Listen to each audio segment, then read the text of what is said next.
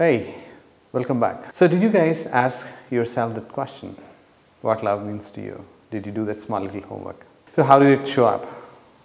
Did it show up as caring, nurturing, protection, security, or being there whenever you need? So how did it show up? Did it show up the way you're expecting the other person to show up? Or did it show up in a very different way? Whichever way it showed up very, very perfectly. There's no problem in the way it showed up. Now the question is, whichever way it showed up, is the right thing, or is there a deeper meaning to it? We'll look into it about the deeper meaning a little later. But say, for example, if you're saying that, for me love is about caring, for me love is about nurturing, wonderful. So is this caring and nurturing is about you giving to the other person or the other person giving to you? Okay, we will say that, you love, or for you, the meaning of love is extending that caring and nurturing to the other person. And for the same example, for you also, to receive love and to experience love, it is, say, the same caring and nurturing that what you're receiving. So in both ways, it is about caring and nurturing. Okay, wonderful. So in the initial days, it's going to be a wonderful experience and wonderful feeling for both the parties, whatever is the relationship. But over a period of time, when the relationship starts growing and starts building, what generally happens is you're dependent on the other person to give that caring and nurturing to you. And for the other person also, it is the similar feeling, because you are also extending that caring and nurturing to the other person, and maybe the other person is also wanting to have that caring and nurturing. So it's kind of a dependency that you both are going to have. And for some reason, if the amount of caring and nurturing that you are receiving is less than what you have expected, then what happens?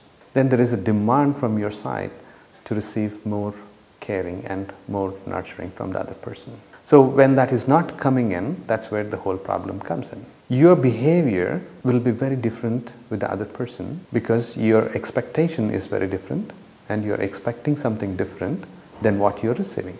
Then maybe you'd start trying to control them.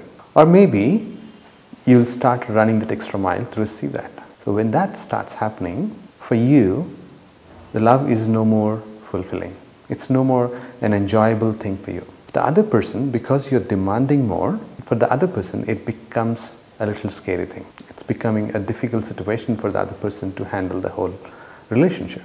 So that being said, does it mean your love for the other person and the other person's love for you, did it change? Did it decrease? Actually not. The love hasn't changed. The love remained the same. What changed is your demand, your requirement for love in your own terms, that the caring and nurturing is increased. Let's take an example here. Say you started smoking. In the initial days, it is fun.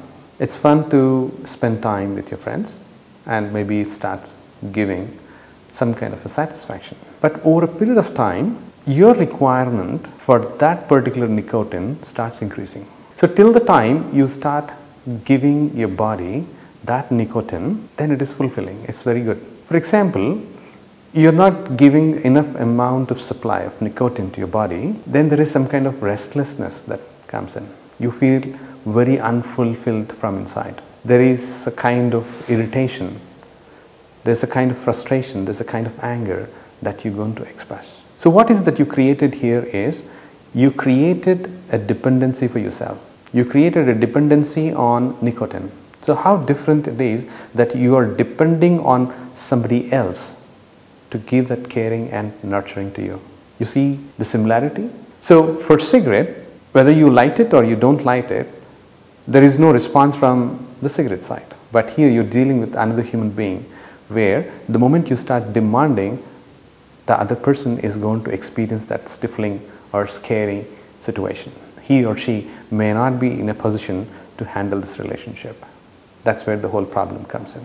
So look back at your own self and see if it is a fulfilling experience that you are having now, or you're trying to create a dependency, or you're trying to run that extra mile for yourself to get what you are seeking from external sources. Till the time you start seeking from external sources, it's always going to be unfulfilling.